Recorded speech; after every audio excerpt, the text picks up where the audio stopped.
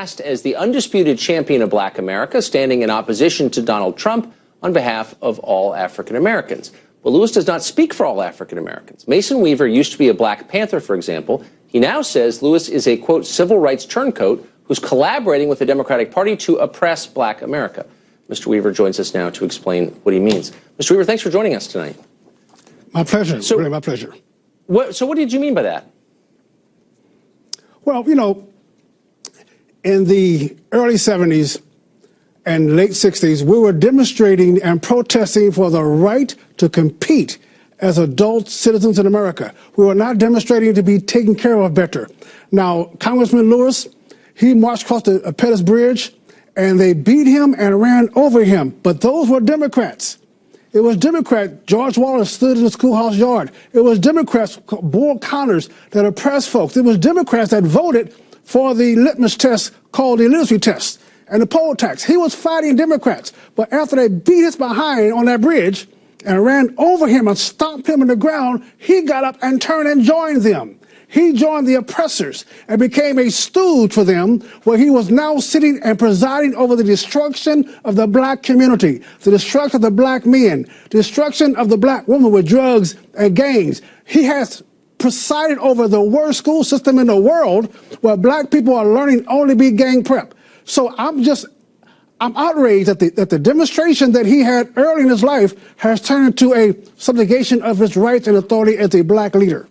So when you say he's presided over, are you speaking of his congressional district?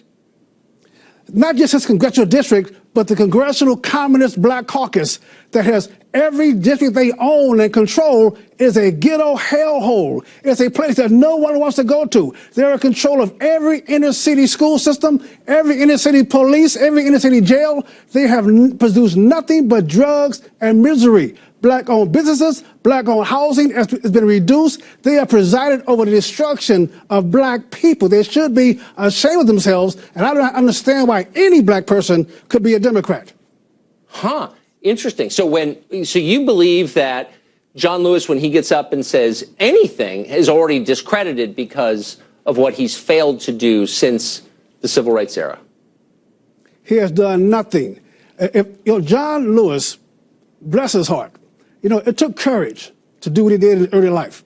But what he has done now, he has turned himself to his enemy, like a little girl being beaten by daddy and joins daddy, like an abused woman beaten by her husband, she joins the husband. He has joined the enemy. He has joined the oppressor. And what he should do, if you're a real man, John Lewis, if you're a real hero, you stand up tomorrow morning and you look at the American people and you apologize. You have led them through decades of hell. You should apologize, say you made a mistake, say that you tried to work with them, but the Democratic Party has always been the party of abuse, always been the party of the Klan, the party that went to war to keep slaves, the party that's always been the destruction of black people.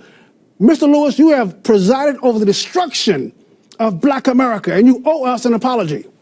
And matter of fact, you're more concerned, he's more concerned about Trump being the illegitimate president, but John Lewis is the illegitimate congressman. So presumably you don't believe that John Lewis is doing this on purpose, or that other members of the Congressional Black Caucus are doing this on purpose, do you? That's why I love you so much, Tucker. You're so kind, you're so genuine, but I know that you hate BS. So I'm going to tell you, all I've seen that he has gotten rich and his people have gotten poor.